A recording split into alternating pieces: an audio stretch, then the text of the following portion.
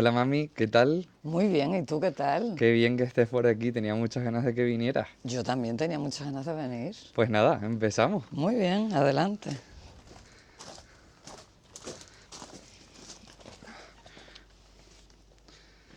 Muy buenas a todas mis señoras, bienvenidas y bienvenidos a un nuevo capítulo.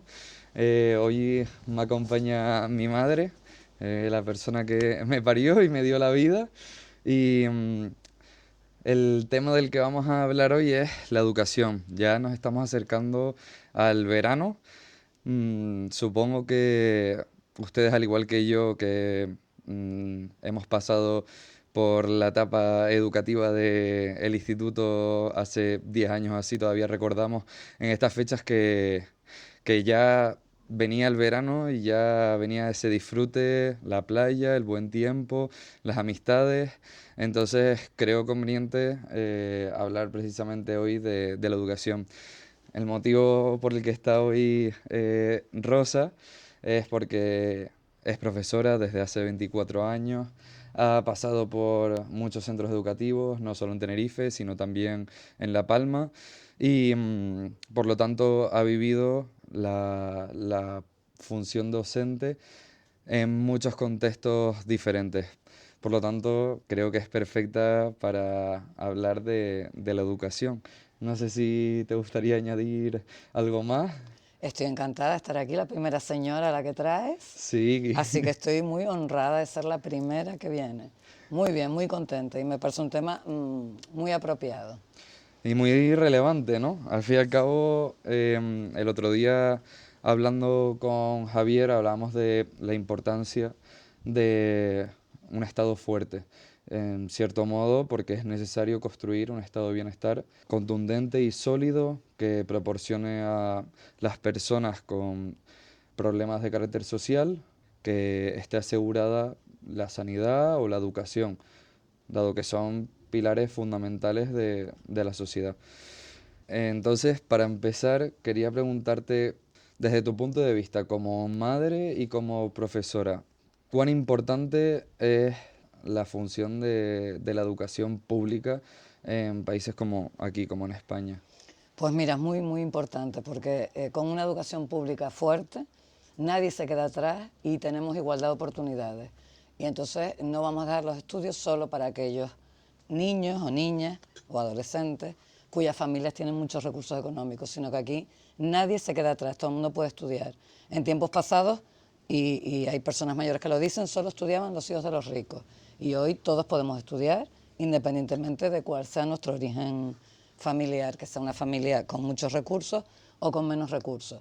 Y la educación pública además pues da bastante equidad a la sociedad.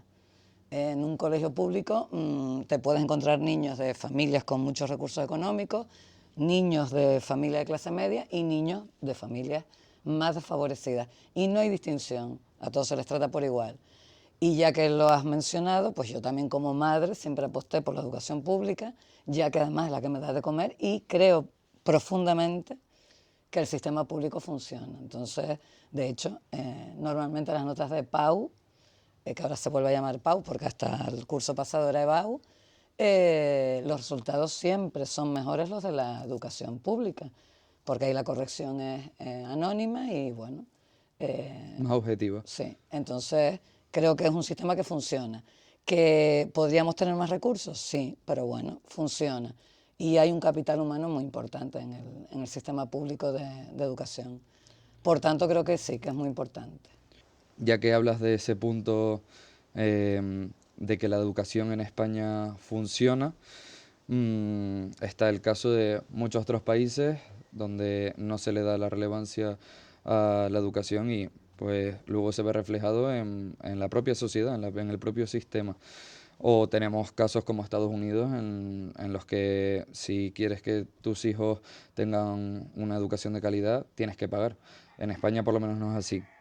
Pero ahora voy a ir más a ese punto crítico, en el sentido de que los informes PISA, que básicamente son los estudios de la OCDE, para ver en qué estado está, en este caso, la educación española.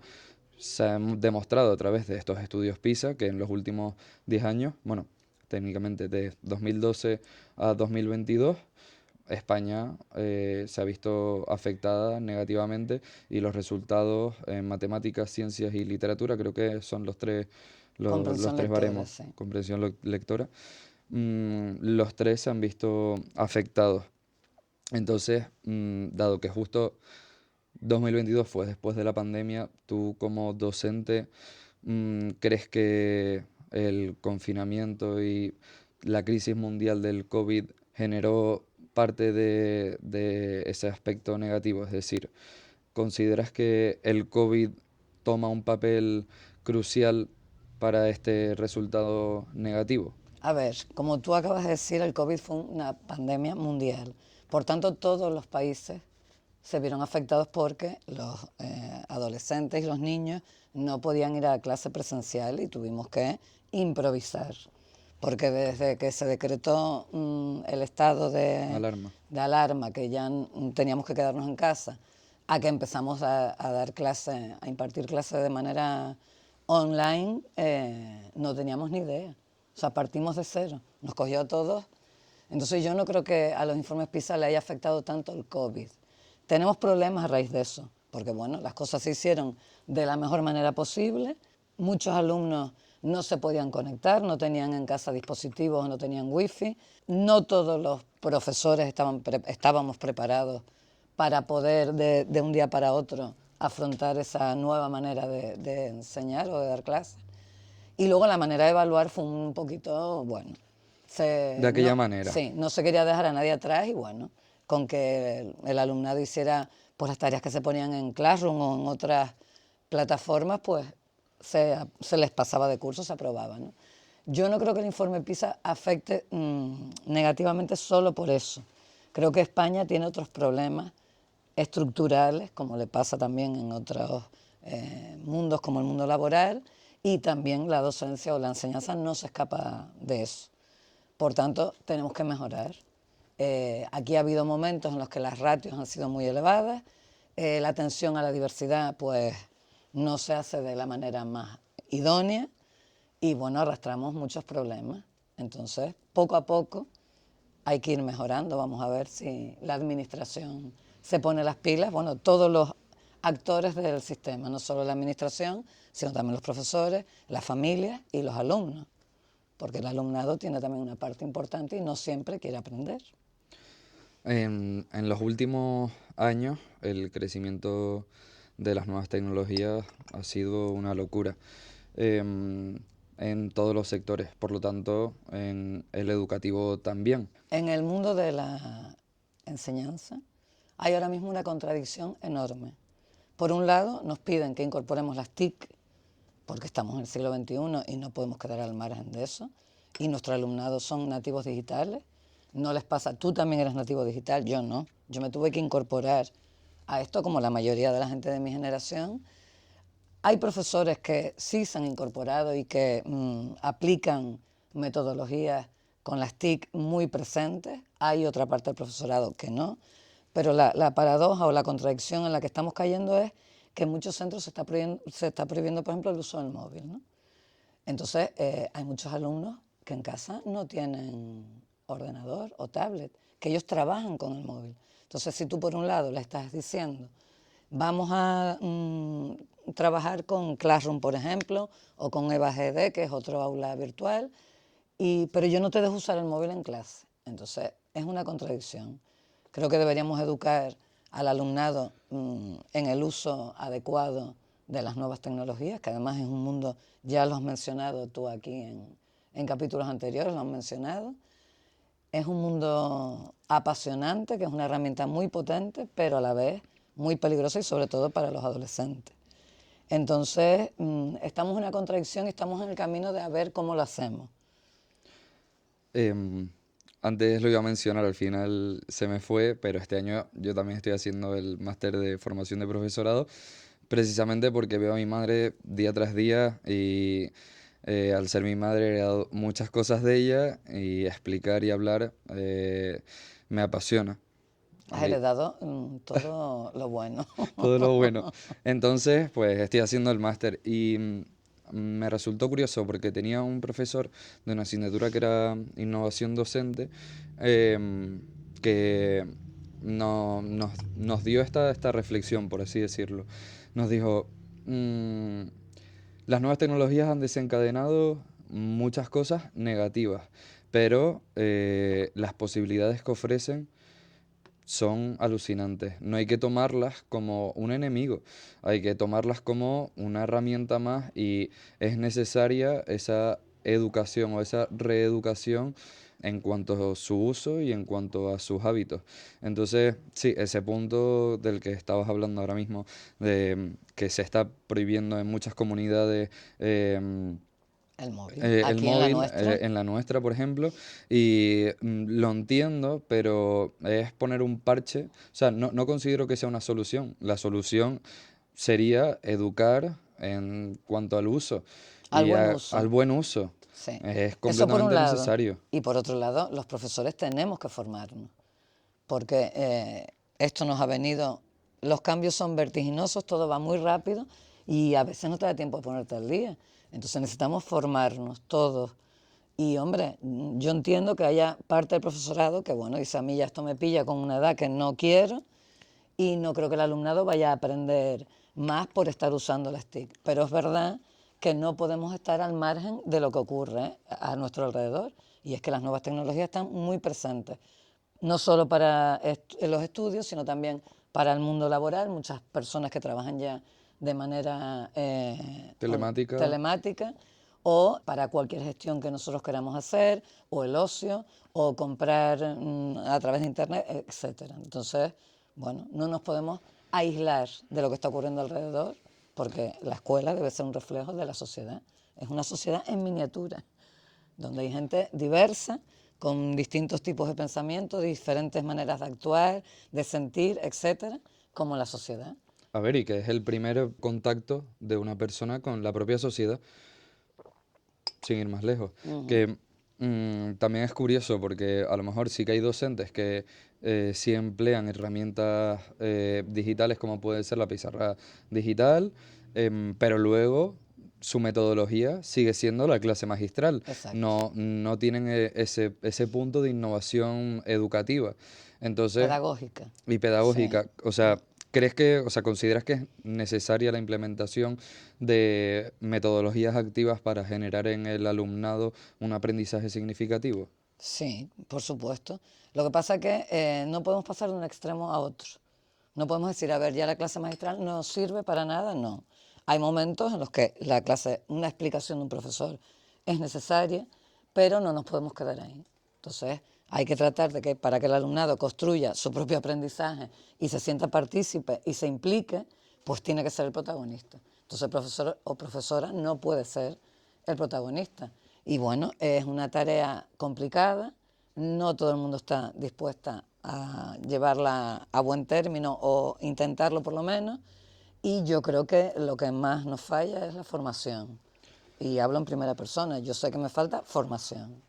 Y eso que aún así tú tienes una actitud proactiva por querer aprender, aunque lleves ya 24 años en el sistema, te queden menos de 10 años ya para Menos, jubilarte, menos, menos. menos.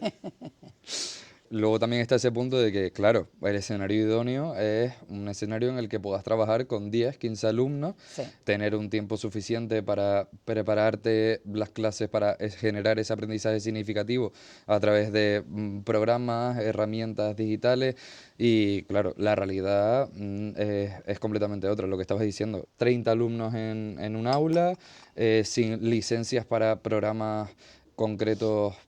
sí, para poder trabajar con distintas aplicaciones, sí. Y aparte de eso, vamos a ver el tiempo, el día a día. Porque los profesores y profesoras también tenemos vida. Y claro, los tiempos cada vez se acortan más. Por ejemplo, el curso que viene, 24-25. Nosotros nos incorporamos el lunes 12 de septiembre. El día 9, que es justo una semana después, empiezan las clases. Se supone que en esa semana tú tienes que hacer tu programación anual, que bueno, luego no la vas a hacer en una semana, tienes que tener más días, pero que a veces los tiempos se acortan mucho y toda esta nueva manera de trabajar implica tiempo. Ahí se tardan en hacer las cosas. No es me pongo en el ordenador y lo hago en un momento, no. Tienes que dedicarle tiempo. Que está claro que nuestro horario profesional contempla ese trabajo que hay que hacer en casa, que no lo haces en el centro donde trabajas. Pero es verdad que a veces con el día a día no te da tiempo. Y luego que bueno, ya lo comenté antes, que esto va muy rápido, va muy rápido. Y no nos da tiempo de ponernos al día a veces. Y luego está el punto de esa politización del sistema educativo. Mi madre, en los 24 años que lleva ejerciendo la función docente, ha pasado por Varias por leyes. varias leyes educativas. Sí, en este país hay una bonita tradición que es cuando gobierna un partido hay una ley educativa y cuando el siguiente partido, hasta hace unos años solo teníamos bipartidismo, el siguiente partido pues otra ley. Entonces eso a los profesores también nos cuesta interiorizarlo y acostumbrarnos porque implica pues hasta un vocabulario distinto. Sí, para ¿Sabes? designar a lo mismo Sí. se emplea De repente otro se habla de calificativo. estándares de aprendizaje y luego se habla de saberes básicos, por ejemplo. Entonces, claro, nos vuelven un poco locos. Ahí tenemos países como Finlandia, que siempre lo miramos con envidia porque su educación funciona muy bien. Pues en Finlandia hay un pacto de Estado que gobierne quien gobierne, la educación no se toca. Y aquí deberíamos tener lo mismo, un pacto de Estado en la que, oiga, vamos a ponernos serios porque, como dijiste al principio, uno de los pilares del estado de bienestar es la educación. Y estamos formando a los futuros adultos de este país, a los que van a ser dirigentes políticos o van a trabajar en empresas O en la administración, sí, o van a ser médicos, electricistas, lo que sea. Entonces, no sé, vamos a tomarnos esto un poquito más en serio, ¿no?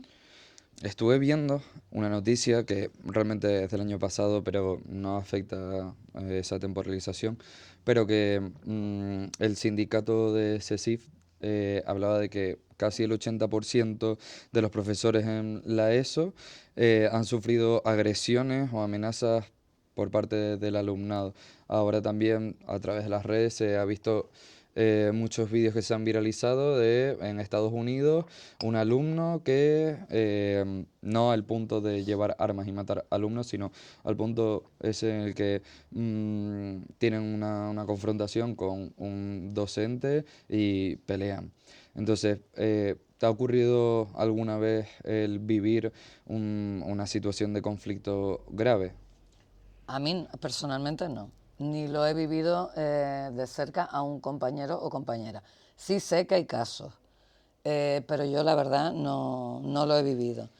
Es verdad que, bueno, hemos pasado de cuando yo era pequeña, que tengo muchos años ya, si yo llegaba del cole y le decía a mi madre, la profesora me dio una cachetada, pues algo habrás hecho y no pasaba nada.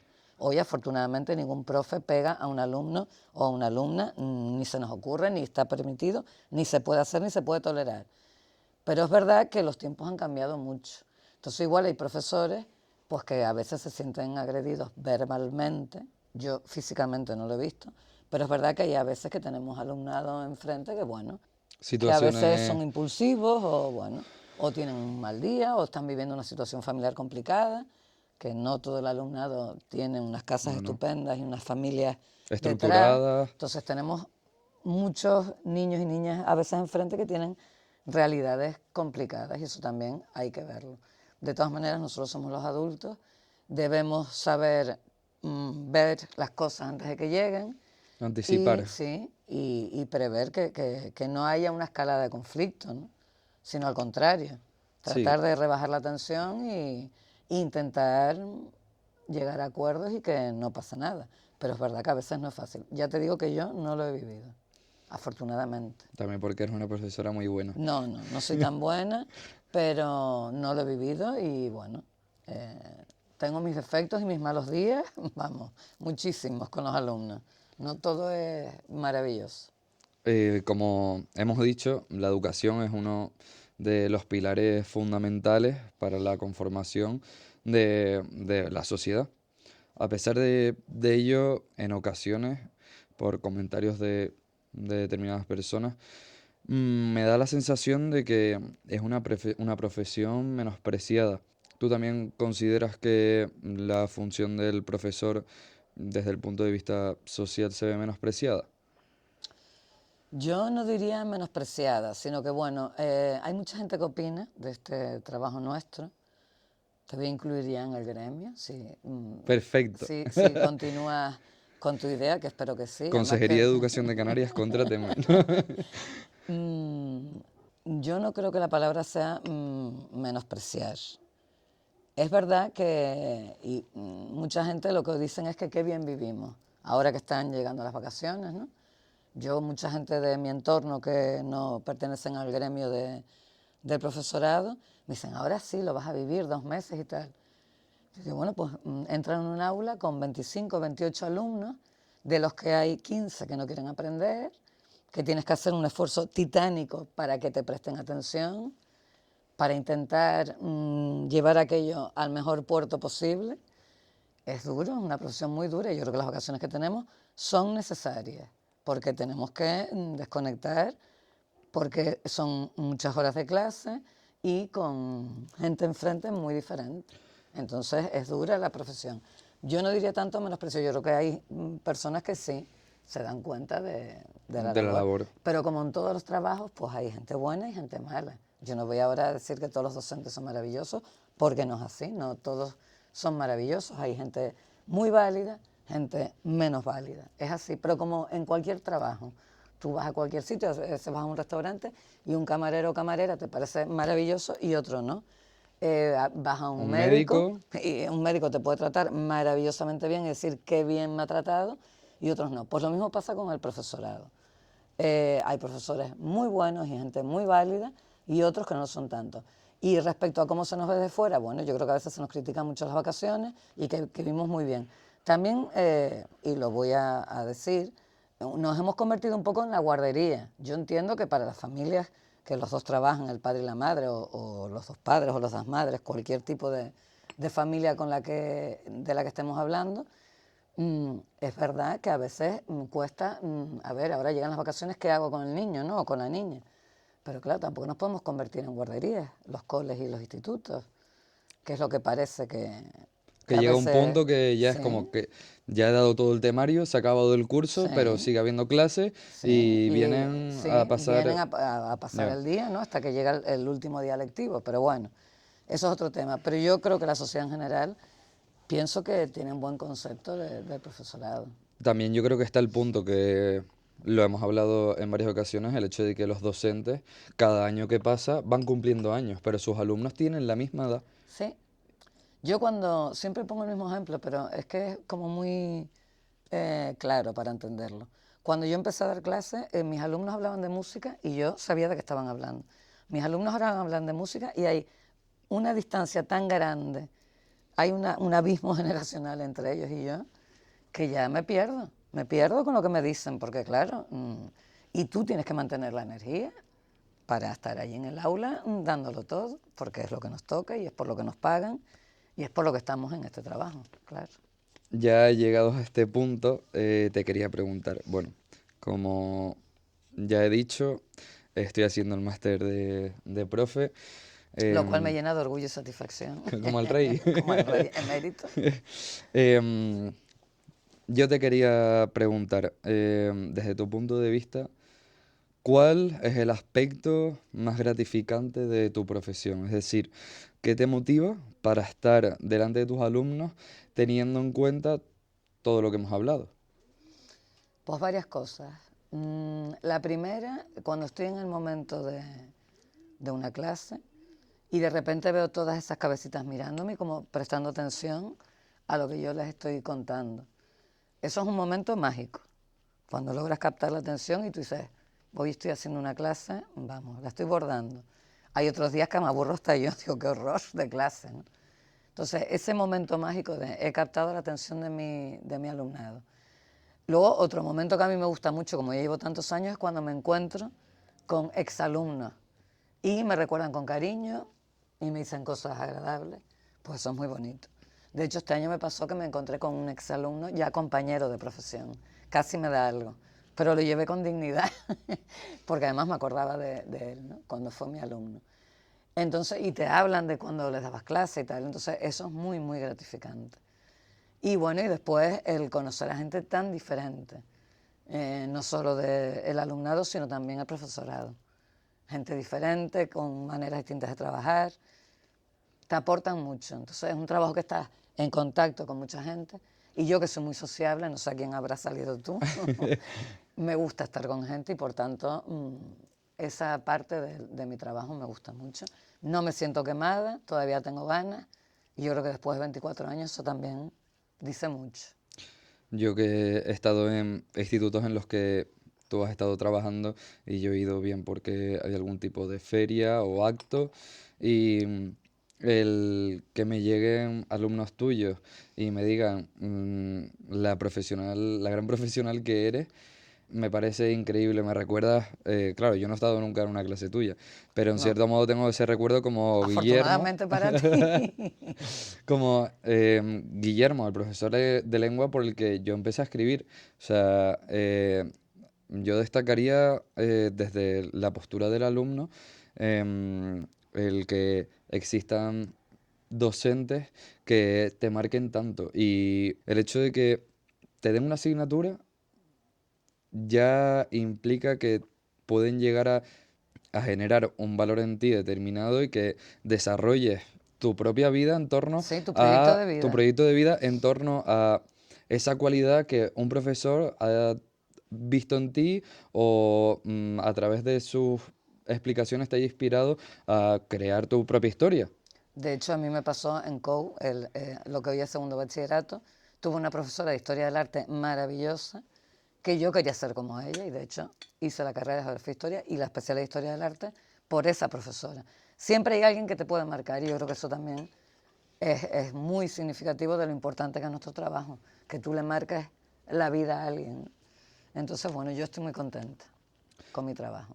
Yo creo que partiendo de que la educación es imprescindible, por todo lo que hemos hablado, pero creo que es increíble que existan docentes en el ámbito público que quieran hacer bien su trabajo, que quieran desempeñar un papel relevante en el aula y que puedan inspirar a esos alumnos, incluso eso, que tengan unos contextos familiares También para lo complejos. contrario, ¿eh? También hay profes que te marcan para decir, no quiero saber nada. A mí me pasó con uno de matemáticas y Es después eso no quiso que saber nada de las las matemáticas. matemáticas en concreto Sí, es una asignatura que a muchas árida, personas es árida. es ese ejemplo en el que la didáctica en el aula es completamente necesaria para que se produzca ese aprendizaje en el Sí, alumno, sí, esa magia, esa magia. sí, efectivamente. Yo creo que más o menos hemos tratado todos los temas, a grosso modo por lo menos. Sí, Ahora te vienen unas esperadas vacaciones necesarias, sí, porque creo que eso, lo que estabas diciendo antes, para cualquier profesor, creo que las vacaciones son una necesidad. No es que cojas vacaciones porque quieras hacerte un viaje, es para poder también descansar, sí. reponer fuerzas, reponer energías para seguir Y adelante, recargar pilas para el curso siguiente, completamente que viene necesario. prontito, prontito, pero con muchas ganas siempre. Pues nada, no sé si te apetece hacer algún tipo de conclusión. Pues nada, muchas gracias por haberme invitado. Para mí ha sido un honor estar en este lugar, que me ¿Qué es suena un tu casa? poquito. Me encanta estar aquí contigo y bueno, haber participado en este proyecto tuyo tan bonito que espero que llegue a buen puerto o por lo menos que te dé alegría y ganas de seguir haciéndolo. Y encantada de haber sido la primera señora, la madre que te parió. ¿Qué es mejor para haber venido? Necesitamos ya energía femenina en este café para señoras y sin duda, ¿quién mejor que la madre que me parió? Así que nada, yo esto la verdad que no pretendo monetizarlo, lo hago por amor al arte. A lo que me quiero dedicar de verdad es a la docencia por profesores como Guillermo, profesoras como tú, y Gracias. porque ojalá mi aspiración en la vida es ser tú y poder ejercer Señora como yo, ¿quieres ser Sí. señora como yo? Poder ejercer la docencia como lo haces tú, con tu filosofía, con tu preocupación por los alumnos, el poder tratar a esos adolescentes como personas sin la necesidad de menospreciarlo, como hay profesores que también pueden hacer, igual que Sí, hay eso, profesores otros que humillan, profesionales sí. de otros sectores que pueden hacer eso con sus clientes o con cualquier otra persona. Pero eso, me encantaría poder llegar a ser como tú. Así que muchísimas gracias por haber venido a Café para Señoras. Gracias a ti por invitarme, un placer. Pues nada, vamos a la cocina de tu casa. Muy bien, pues vamos. Genial, ¿no? Apaga ya.